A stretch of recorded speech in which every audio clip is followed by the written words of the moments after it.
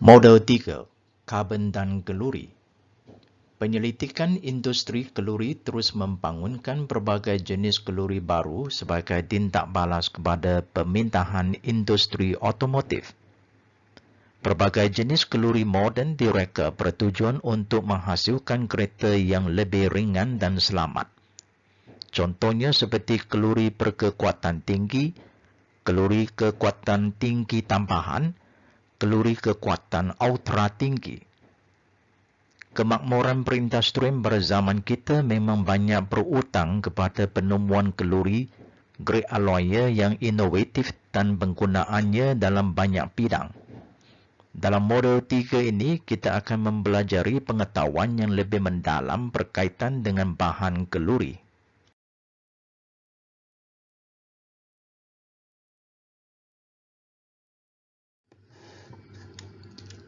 Apakah itu kalori? Kalori adalah alloy besi dengan karbon dan kadangkala dengan unsur yang lain.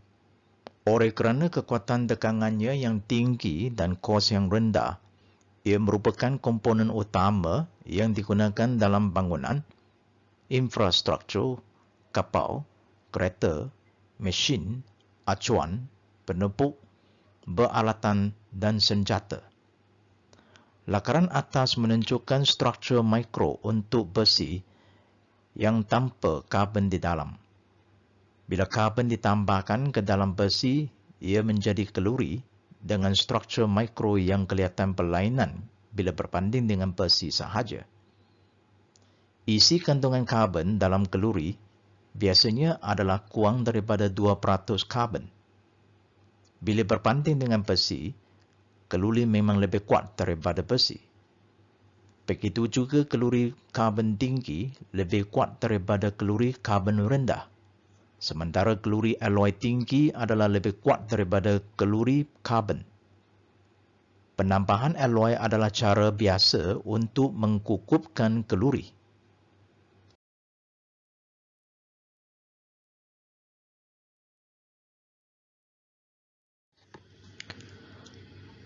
Jenis kalori.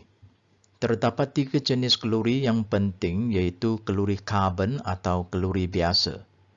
Jenis kalori ini selalunya digunakan dalam bidang pembinaan untuk membina bangunan dan infrastruktur dan juga untuk membentuk badan kenderaan. Kalori alloy dengan tambahan unsur alloy selain daripada karbon digunakan untuk membuat komponen mesin seperti gear, shaft dan cam. Kadangkala jenis kalori ini juga dipanggil kalori machinery. Kalori khas adalah sangat keras dengan rintangan haus yang lebih dan boleh membawa beban yang tinggi. Ia biasa dipakai untuk membentuk acuan dan penupuk. Kalori karbon dibahagikan kepada 3 jenis, iaitu kalori berkarbon rendah dengan isi kandungan karbon yang kurang daripada 0.25% karbon. Kalori berkarbon sederhana dengan isi kandungan karbon yang sama dengan 0.5% atau kurang daripada 0.5%. Kalori berkarbon tinggi dengan isi kandungan karbon yang lebih daripada 0.5% karbon. Di bawah kalori alloy terdapat 2 jenis iaitu kalori alloy rendah dengan jumlah isi kandungan unsur alloy yang kurang daripada 5%. Manakala kalori alloy tinggi dengan jumlah unsur alloy yang sekurang-kurangnya 5% ataupun lebih daripada 5%. Kalori khas dibahagikan kepada kalori alat yang digunakan untuk membentuk alatan kecituan seperti acuan atau jig, manakala kalori tahan karat merupakan salah satu jenis kalori khas yang utama.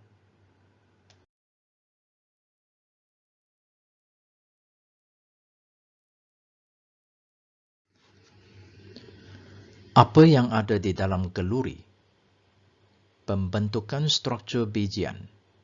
Apabila logam cair memecah, atom-atom menjadi tersusun dalam corak yang dikenali sebagai struktur kristal. Berikut adalah logam cair yang dituangkan ke dalam acuan. Semasa memecah, nukleus yang merupakan pusat atom terdiri daripada proton yang bercas positif dan neutron yang tiada cas akan membentuk terlebih dahulu pada peringkat awal. Ini diikuti dengan pembentukan dendrite yang kelihatan seperti cawangan pokok terdiri daripada himpunan atom. Penyujukan selanjut akan melihat dendrite membesar di peringkat yang dipanggil pertumbuhan dendrite. Pertumbuhan ini akan berhenti bila kristal bertemu dengan yang lain. Setelah pembekuan tamat, wujudlah struktur polyhaplo terdiri daripada kristal dengan bilangan yang banyak.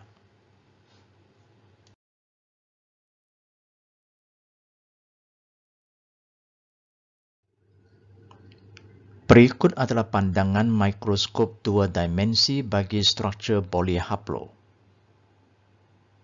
Kawasan yang ditunjukkan oleh anak panah berwarna hitam dipanggil bijian.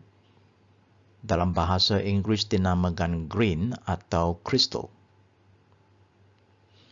Bijian atau grain adalah kristal individu dalam bahan polyhaploran. Kristal individu akan bertemu di sempadan bijian. Sempadan bijian atau grain boundary adalah kawasan di mana pertemuan antara bijian berlaku.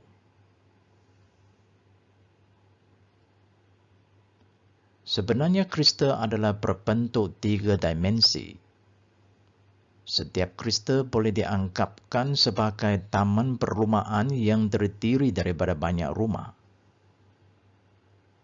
Dan setiap rumah ini dipanggil sel unik atau kesisi. Sel unik adalah susunan spesial atom yang mengekor secara tiga dimensi untuk menggambarkan kristalnya.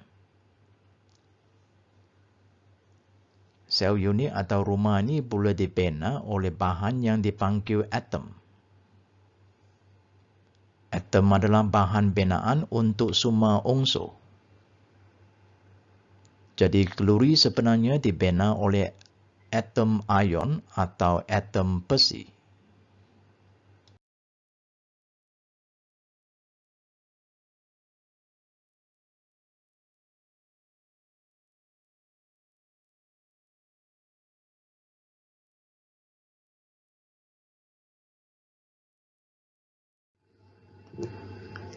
Struktur kristal logam. Atom adalah komponen asas semua jirim. Ada tiga jenis susunan kekisi biasa yang terdapat dalam logam. Ini adalah kekisi yang berbentuk kubik berpusat badan atau dipanggil body center kubik. Jenis kekisi ini dibina oleh 9 biji atom, di mana 8 biji berada di setiap penjuru dan sebiji berada di pusat badan. Contoh unsur-unsur yang mempunyai kekisi berbentuk body center kubik adalah niobium, lithium, chromium, molybdenum, tungsten, dan vanadium. Ini adalah kekisi yang berbentuk kubik berpusat muka ataupun dipanggil face center kubik. Jenis kekisi ini dibina oleh sejumlah 14 biji atom, di mana 8 biji dari 8 penjuru dan 6 biji dari 6 pusat permukaan. Contoh unsur-unsur yang mempunyai kekisi berbentuk face center kubik adalah aluminium, copper, gold, lead, nickel, platinum, dan silver. Ini adalah kekisi yang berbentuk hexagonal tumpukan padat ataupun dipanggil hexagonal close pack. Jenis kekisi ini dibina oleh sejumlah 17 atom. Contoh unsur-unsur yang mempunyai kekisi berbentuk HCP adalah magnesium, cadmium, zinc, barium, titanium, dan zirconium. Tahukah anda apa jenis kekisi yang dimiliki oleh atom besi atau atom ion? Seperti yang dijelaskan dari slide dahulu, kekisi merupakan kotak rumah yang dibina oleh atom. Dan rumah yang berbentuk 3 dimensi sebenarnya menyentuh jiran di sebelah kiri, kanan, atas, bawah, hadapan dan belakang. Jadi atom di penjuru sebenarnya dikongsi oleh 8 unit kekisi atau rumah. Manakala atom di pusat permukaan dikongsi oleh 2 shell unit atau kekisi yang berbentuk face center cubic. Atom di pusat badan body center cubic tidak dikongsi oleh jiran yang berhampiran kerana dia disimpan di tengah badan. Saiz atom adalah sangat kecil. Jejari atom untuk unsur iron adalah lebih kurang 0.1241 nanometer. Jejari atom untuk unsur karbon adalah 0.071 nanometer. Saiz rambut adalah lebih kurang di antara 70 sampai 100 mikrometer. 1 nanometer adalah 0.001 mikrometer yang tak sampai 1 mikrometer pun. Jadi bayangkan saiz atom sebenarnya adalah jauh lebih kecil daripada saiz rambut.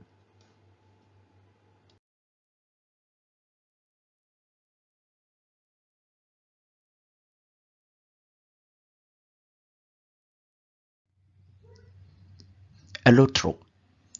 Besi ialah unsur allotropik yang terkena. Allotrop merujuk kepada satu atau lebih bentuk unsur kimia yang berlaku dalam keadaan fizikal yang sama, iaitu berpecah, cecair atau gas. Bentuk yang berbeza timbul daripada cara yang berbeza di mana atom boleh terikat bersama. Unsur boleh menukar allotrop sebagai tindak balas kepada perubahan tekanan, suhu dan pendedahan kepada cahaya. Allotrop besi yang menunjukkan perbezaan dalam struktur kekisi.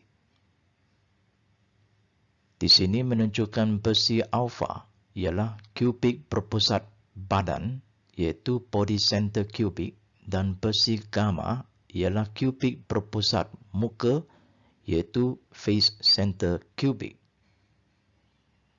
Jadi soalan daripada slide dahulu, apakah struktur kristal untuk besi?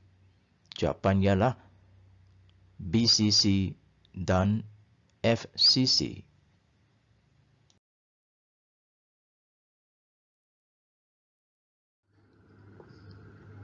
Apabila karbon dalam kuantiti yang kecil ditambah kepada besi, kalori diperolehi. Atom karbon akan terikat dengan atom besi untuk membentuk cementite atau karbida besi yang dipanggil iron carbide.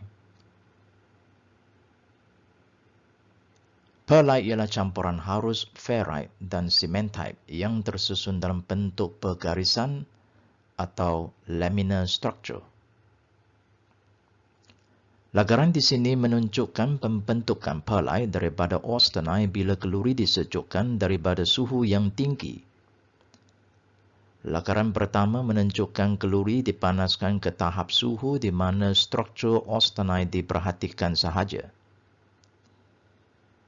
Lagaran berikutan menggambarkan pada peringkat awal bila kalori disejukkan di bawah suhu transformasi, cementite nukleus mula membentuk daripada sempadan bijian.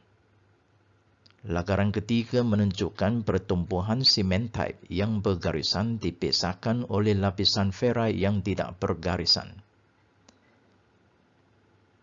Pertumbuhan semakin mengembang sehingga keseluruhan kristal austenite ditukar menjadi pearlite di mana struktur kelihatan berbentuk garisan sahaja. Struktur di mana perlai sahaja ditapati di sini adalah merujukkan kepada kalori karbon dengan isi kandungan karbon 0.8%.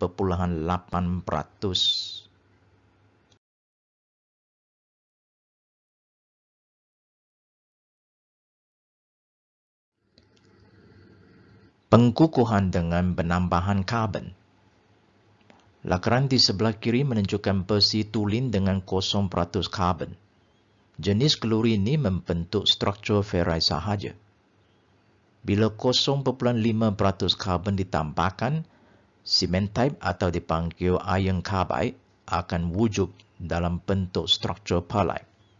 Di sini struktur terdiri daripada campuran ferrite dan perlite.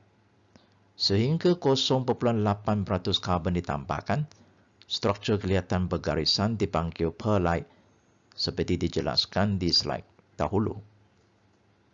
Bila karbon yang lebih daripada 0.8% karbon ditambahkan, iaitu dengan 1.5% karbon, kelebihan karbon akan membentuk cementite yang menduduki di sempadan bijian, juga dipanggil green boundary carbide, manakala bijiannya adalah perlite.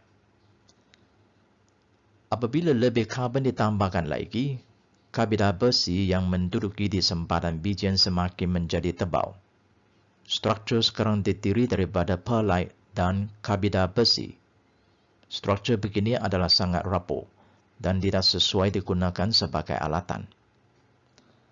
Terdapat nama yang lain bagi kalori bergantung kepada isi kandungan karbon yang ditambahkan.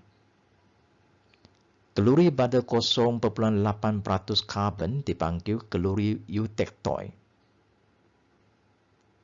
Kalori yang kurang daripada 0.8% karbon dipanggil kalori hypoeutectoi.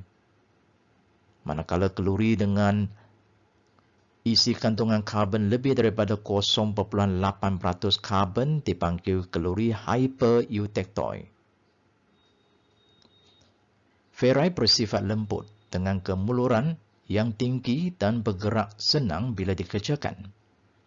Kekuatan mekanikal ditingkatkan dengan tambahan karbon tetapi kemuluran berkurangan.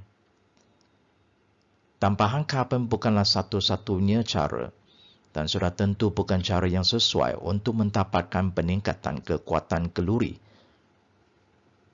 Lebih banyak karbon ditambah kepada kalori akan memberikan masalah semasa proses kimparan.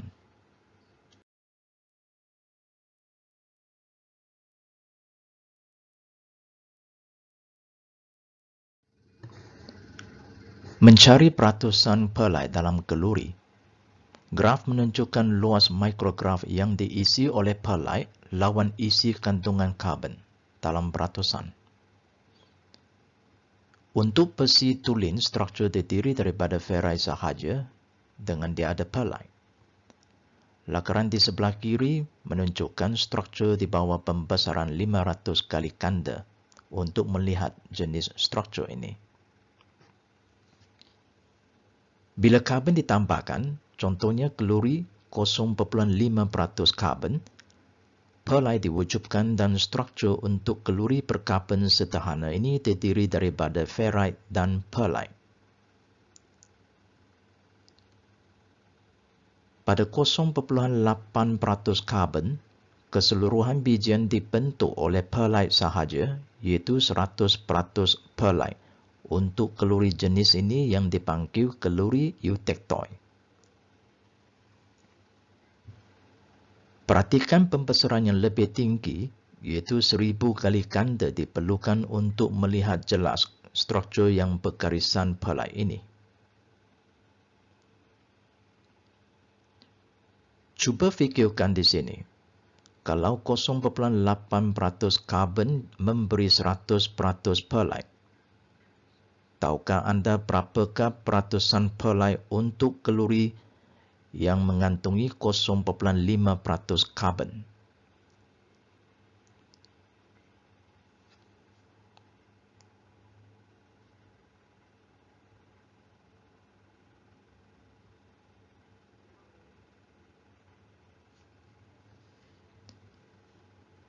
Jawapannya ialah 62.5%.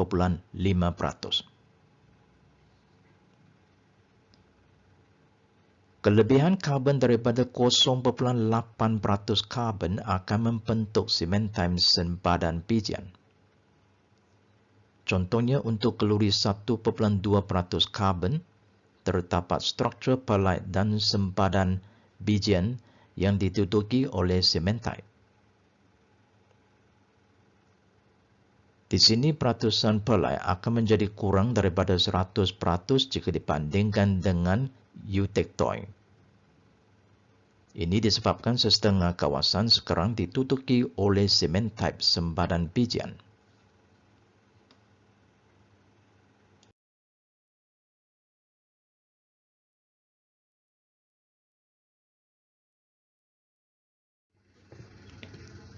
Struktur mikro dan sifat kalori. Berikut adalah beberapa formula yang berguna untuk mencari kekuatan tegangan, pemanjangan dan kekerasan untuk kalori yang sudah menjalankan rawatan haba jenis penyebut lintapan. Formula untuk kekuatan tegangan adalah dalam unit kilogram setiap sentimeter persegi.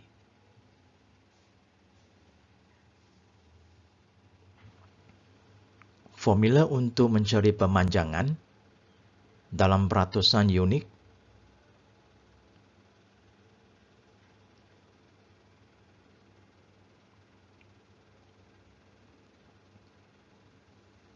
dan formula untuk mencari kekerasan dalam skala Brenner, iaitu Brenner hardness number.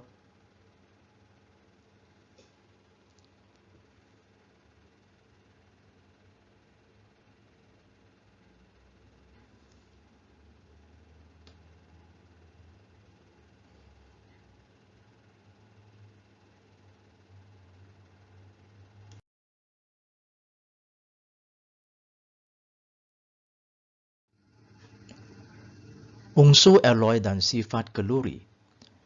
Jadual di sini menunjukkan fungsi unsur alloy ke atas sifat kalori. Lebih banyak tanda anak panah menunjukkan kesan yang lebih tinggi. Karbon memainkan peranan yang penting untuk meningkatkan kekuatan tegangan. Perhatikan kekuatan ketegangan berhubung rapat dengan kekerasan sesuatu bahan. Unsur-unsur yang memberi kekerasan tinggi selalunya memberi kesan yang sama untuk kekuatan tegangan. Pada umumnya, tambahan unsur alloy akan menampakkan kedua-dua kekerasan dan kekuatan tegangan. Kebanyakan unsur alloy bergabung dengan karbon membentuk karbida alloy yang lebih keras dan lebih menahan haus berbanding dengan jenis karbida besi atau sementite yang biasa didapati di jenis kalori karbon. Ini adalah kelebihan kalori alloy berbanding dengan kalori biasa. Sifat keboleh kerasan mewakili keupayaan menjadi keras sehingga mendalam. Di sini jelas kelihatan hampir semua jenis unsur alloy akan memberikan kesan ke atas keboleh kerasan. Tambahan unsur seperti kromium dan nikel akan memberi sifat tahan karat. Kedua-dua unsur ini selalu wujud di kalori tahan karat. Unsur-unsur seperti molybdenum, nikel dan vanadium akan memberi sifat kelihatan untuk mencegah retak dan patah. Manakala unsur-unsur seperti molybdenum, tungsten, vanadium dan kobalt akan memberi kekerasan panas, iaitu keupayaan menahan kelembutan bila terdeta kepada suhu panas dengan jangka masa yang panjang. Unsur-unsur seperti manganese dan vanadium akan menghalang pertumbuhan saiz bijiran dan membeli bijirin halus. Tambahan sulfur akan memperbaiki kebolehmesinan di mana chip senang dibentuk semasa menjalankan proses pemesinan.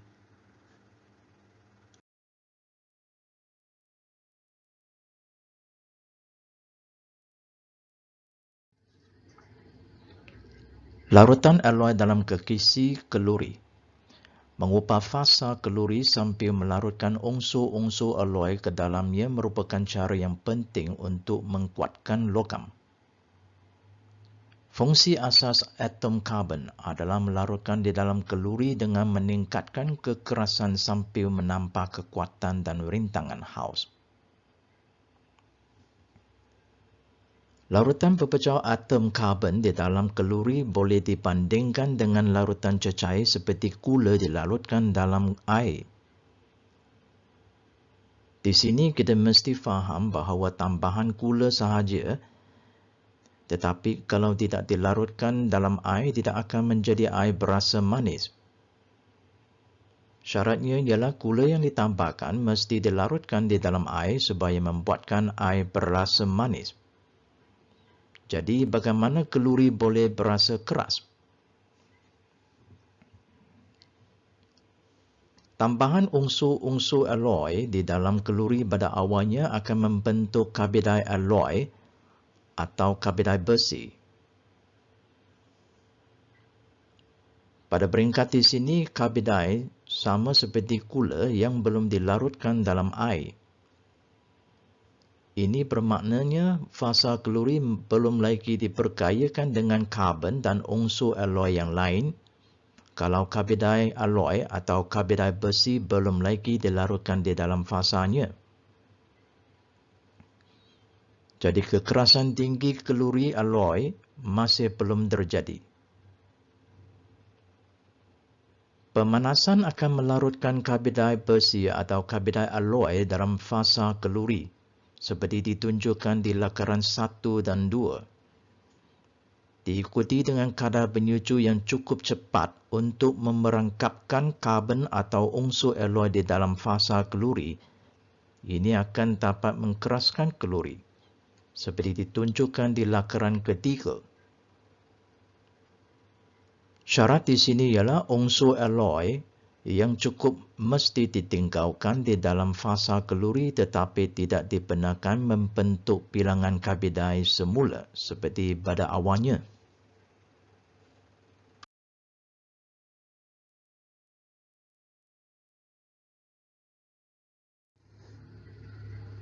Kelarutan karbon dalam kalori. Melarutkan karbidai ke dalam latar belakang iaitu fasa kalori akan memperkayakannya dengan karbon dan unsur alloy yang lain jika ada dan menjadikan kalori lebih keras dan kuat. Kelarutan karbon dalam ferrite bergantung kepada suhu iaitu 0.008% pada suhu bilik dan maksimum ialah 0.02% pada suhu 725 degree Celsius. Oleh kerana struktur FCC mempunyai jurang interstitial yang lebih besar, kelarutan pepecah karbon dalam besi gamma iaitu austenite adalah lebih tinggi daripada ferrite iaitu besi alfa. Kelarutan ini adalah 0.8% pada suhu 725 degree Celsius dan mencapai 2.0% pada suhu 1148 degree Celsius.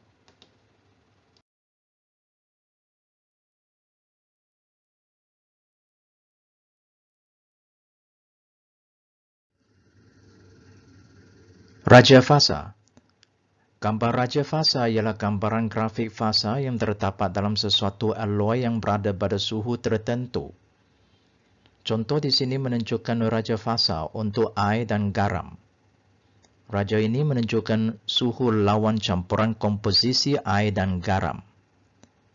Di hujung sebelah kiri mewakili 100% air, iaitu H2O, manakala bergerak ke sebelah kanan menunjukkan tambahan garam, iaitu sodium chloride, mengikut peratusan seperti yang ditunjukkan dalam paksi mentata, iaitu paksi X. Garisan B dan C mewakili had kelarutan dan juga sempadan yang memisahkan fasa yang lain. Fasa yang wujud di bawah garisan A ialah ais dan garam. Fasa yang wujud di atas garisan B dan C ialah cecair atau air garam.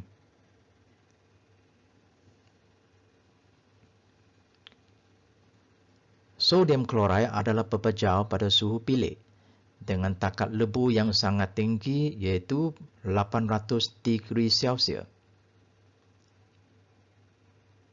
Pajaran suhu yang tinggi ini tidak sempat ditunjukkan dalam raja di sini.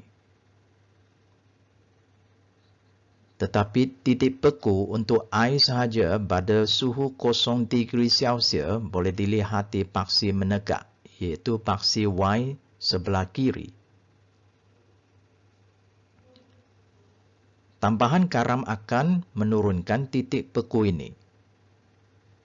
Ini dapat ditunjukkan di garisan B bila bergerak dari kiri ke kanan di mana suhu beku menurun. Garam akan sentiasa mencairkan ais lebih cepat daripada jika berbanding dengan air atau garam sahaja. Fasa yang wujud di antara garisan A dan B ialah ais dan cecair garam.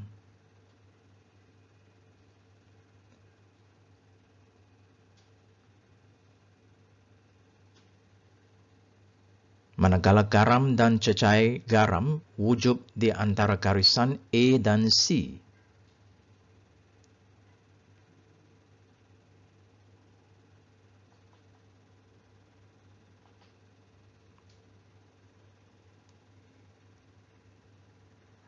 Terdapat komposisi eutetik pada 23% sodium chloride atau garam dilarutkan dalam air.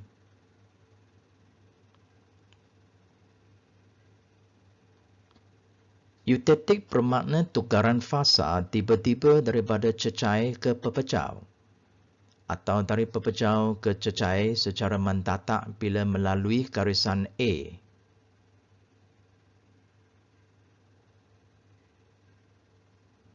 Pada titik eutetik, suhu lebu atau pembekuan adalah paling rendah berada di negatif 21 degree Celsius.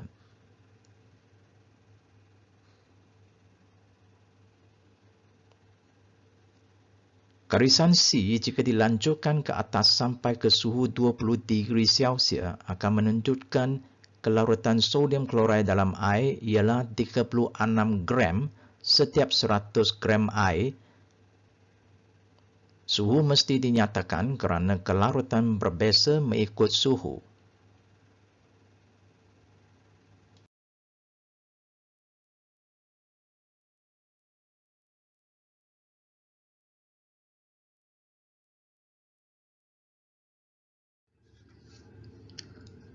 Gambar raja keseimbangan fasa besi karbon. Raja keseimbangan besi karbon ialah blok perubahan besi berkenaan dengan kandungan karbon dan suhu. Raja fasa di sini menunjukkan fasa cecair atau liquid wujud di kawasan paling atas, iaitu di atas garisan C yang dipanggil garisan liquidus. Di bawah garisan A dan B, fasa pepejal wujud. Fasa ditutupkan oleh garisan A, B dan C, dan di antara garisan A dan C adalah campuran pepejal dan cecair. Raja fasa mendetakkan komposisi fasa dan perubahannya yang berlaku dengan alloy semasa pemanasan perlahan dan proses penyucukan yang perlahan. Terdapat 3 garisan yang penting di dalam raja fasa besi karbon, iaitu garisan A1 yang mewakili suhu penjemaan atau suhu transformasi bawah. A1 ini berlaku di suhu lebih kurang 725 degree Celsius. Pada 0% karbon, iaitu besi tulin hanya terdiri daripada fasa jenis ferrite ataupun dikenai besi alfa di bawah suhu 911 degree Celsius.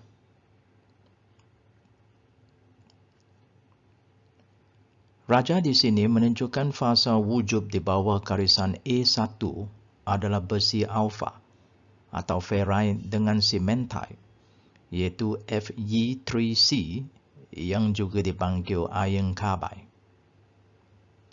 Kepada kalori yang lebih daripada 0.8% karbon, ferrite dan cementite akan wujud dalam bentuk pearlite dan cementite yang duduk di atas sempadan pichirin atau dipanggil green boundary carbide. Harus diingatkan kekisi ferrite di sini adalah berbentuk kubik berbusat badan atau body center kubik. Manakala austenite dengan kekisi berbentuk kubik berbusat muka, iaitu face center kubik, hanya wujud di atas garisan A3 dan ACM. Proses pengkerasan kalori dilakukan dengan memanaskan kalori sampai mendapat kekisi yang berbentuk face center kubik di kawasan berwarna ungu dan selalunya lebih kurang 30 degree Celsius lebih daripada garisan A3 untuk kalori yang kurang daripada 0.8% karbon. Raja di sini juga menunjukkan peratusan kelarutan karbon pada suhu dan fasa tertentu. Contohnya, untuk fasa ferrite, kelarutan pada suhu bilik adalah hampir di atas. Tetapi, bila besi alfa atau ferrite dipanaskan ke suhu 725 degree Celsius, kelarutan karbon menambah menjadi 0.02% karbon. Ini bersama dengan memanaskan air, ia dapat menyerapkan dengan lebih garam atau gula. Walau bagaimanapun, kelarutan ini masih tidak cukup untuk mengkeraskan kalori. Kelarutan karbon yang tinggi sampai 0.8% karbon boleh menjadi bila struktur ferrite tukar kepada austenite seperti ditunjukkan di titik eutectoid. Apabila suhu naik sampai ke 1148 degree Celsius, austenite dapat menyerap sebanyak 2% karbon. Kelarutan yang tinggi dalam austenite disebabkan kekisi face center kubik mempunyai jurang yang besar di antara atom jika dibandingkan dengan ferrite yang berbentuk body center kubik. Walau bagaimanapun, kelarutan karbon yang tinggi tidak semestinya memberi sifat yang sesuai kepada kalori selepas disejukkan nanti. Fasa di antara A3 dan A1 adalah campuran austenite dan ferrite, manakala fasa wujud di antara garisan ACM dan A1 adalah austenite dan cementite.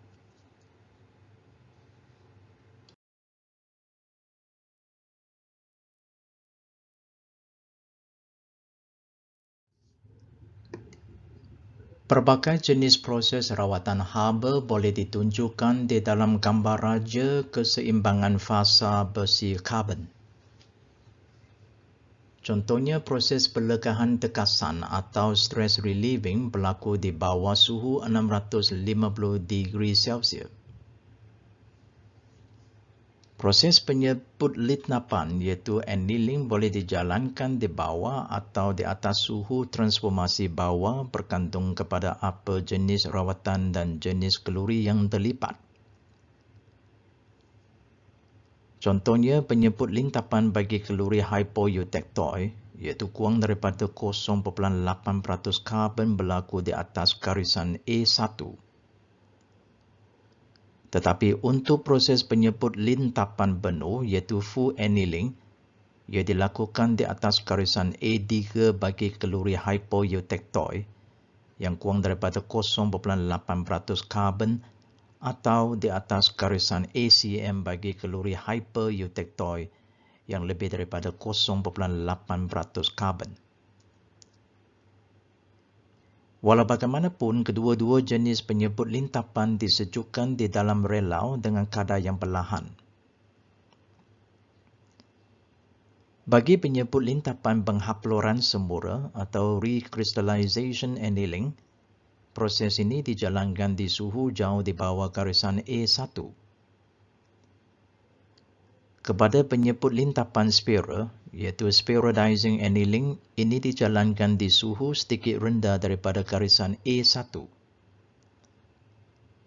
Proses penormalan, iaitu normalizing, dijalankan di suhu lebih kurang 50 degree Celsius lebih daripada garisan A3 atau ACM bergantung kepada isi kandungan karbon dalam kalori yang terlibat.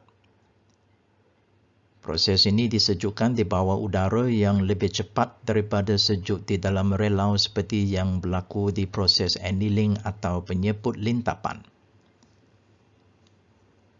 Manakala proses pengkerasan kalori dilakukan di kawasan yang berwarna ungu di sini, iaitu lebih kurang 30 degree Celsius di atas garisan A3 untuk kalori kurang daripada 0.8% karbon atau di antara garisan ACM dan A1 untuk kalori lebih daripada 0.8% karbon. Bagi proses pengkerasan diikuti dengan penyecukan yang cepat dengan air, iaitu quench air, biasanya dipanas ke tahap suhu yang lebih rendah sedikit. Manakala penyecukan yang perlahan sedikit dengan minyak, iaitu quench minyak dipanaskan pada tahap suhu yang lebih tinggi.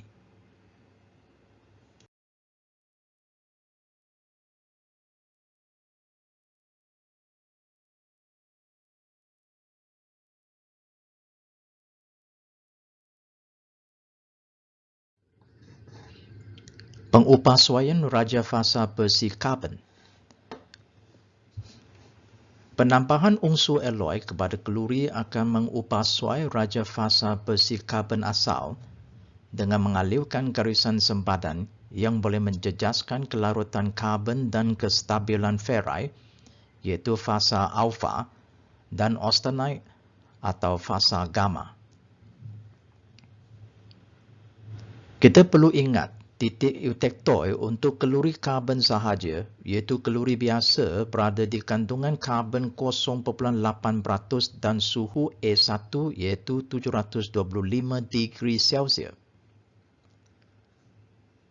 Titik eutectoid ini akan berubah dengan suhu electroid menjadi lebih tinggi atau kurang daripada asalnya iaitu 725 degree Celsius bergantung kepada apa jenis unsur alloy yang ditambahkan ke dalam kalori. Contohnya, jika manganis ditambahkan, bermakna titik suhu eutectoid akan menurun dan kurang daripada 725 degree Celsius. Ini bermakna kawasan austenite wujud akan diperluaskan. Graf ini juga menunjukkan penambahan unsur-unsur seperti titanium, molybdenum, tungsten, silikon, dan kromium akan selalu meningkatkan suhu A1.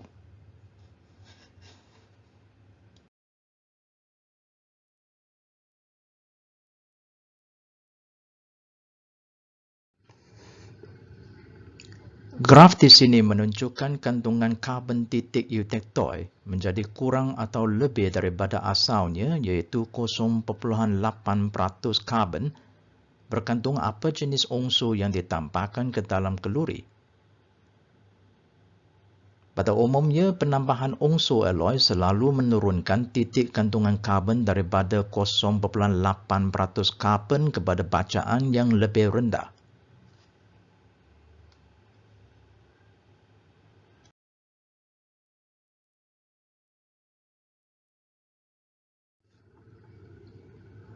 Tayangan video.